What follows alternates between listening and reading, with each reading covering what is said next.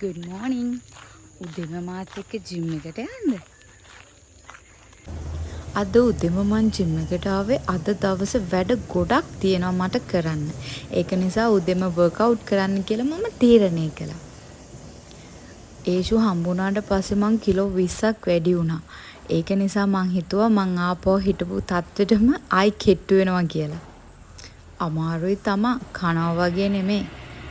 ඇඟ අඩු කරගන්න ගියාම හරි අමාරුයි. මං ඔයාලට කියන්නේ කට තිබ්බ පළියට කෑම තිබ්බ පළියට කන්න එපා. එතකොට ඔයාලා මහත් වෙනවා, අසනීප වෙනවා. හොඳම දේ හෙල්දිව ඉන්න එක. ඒ නිසා හෙල්දි කෑම කන්න කියලා තමයි මං ඔයාලට කියන්නේ.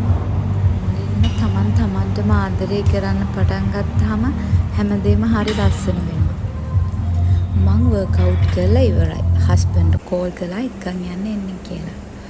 ඔන්න බලන්නකෝ මාව එක්කන් යන්න ඇවිල්ලා තියෙන්නේ කවුද කියලා. ඔයාලටත් ඉන්නවද ඔයාලගේ ආසාවන් වලට උදව් කරන හස්බන්ඩ් කෙනෙක්? මට නම් ඉන්නවා. හස්බන්ඩ් විතරක් නෙමෙයි අපේ බබත් එහෙමයි. ඔන්න බලන්නකෝ මාව එක්කන් යන්න ඇවිල්ලා තියෙන්නේ කවුද කියලා. මං උදේ ජිම් එකට ගිහිල්ලා වර්ක්අවුට් කරලා ඉවර වෙනකන් බබාවත් බලාගෙන එයාට කවලා එයාව වොෂ් කරලා එයාව හරි ආදරෙන් බලාගෙන වර්ක්අවුට් කරලා ඉවර වුණාම මාව එක්කන් යන්නත් එයා එනවා ජිම් එක ආවට. මං දන්නවා මං හරි වාසනාවන්තයි ඒ වගේ හස්බන්ඩ් කෙනෙක් ලැබුණ එක ගැන. අද පොය නිසා අපේ ගමේ පන්සලේ පින්කමක් තියෙනවා. අපි ගෙදර ඇවිත් වොෂ් දාගෙන ඒ පින්කමට සහභාගී වුණා.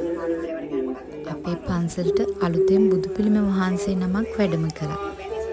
බලන්න කොච්චර පින්පාටද කියලා. අපේ ඒෂුට කොහෙ ගියත් හැමෝම ආදරය කරනවා. බලන්නකෝ මේ ආච්චිලා ගොඩ මැදට වෙලා මෙයා ඉන්න ලස්සන. අද හවස අපිට වෙඩින් එකක් තියෙනවා. අපේ නංගි කෙනෙක්ගේ. අපි යනවා ඒකට රෙඩි වෙන්න.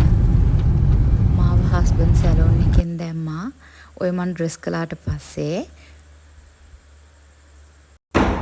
ටිකක් පරක් වුණා වෙඩින් හෝල් එකට යනකොට.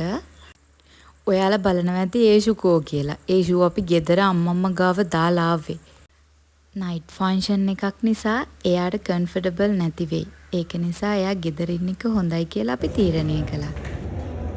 මේ ඉන්නේ මං බතල ගෙඩිය වගේ. මේ අපේ නංගිලා පොඩි සර්ප්‍රයිස් ඩාන්ස් එකක් ප්ලෑන් කරලා තිබ්බා. හරි ලස්සනයි නේද? එයාලා ඩාන්ස් කරලා ඉවරනට පස්සේ අපි පටන් ගත්තා. බලන්නකෝ ඉතින්.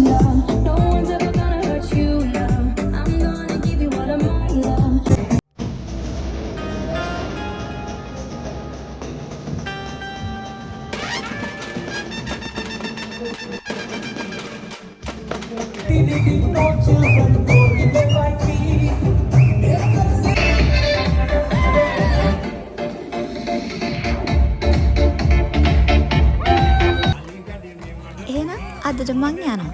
Thank you for watching. Bye bye.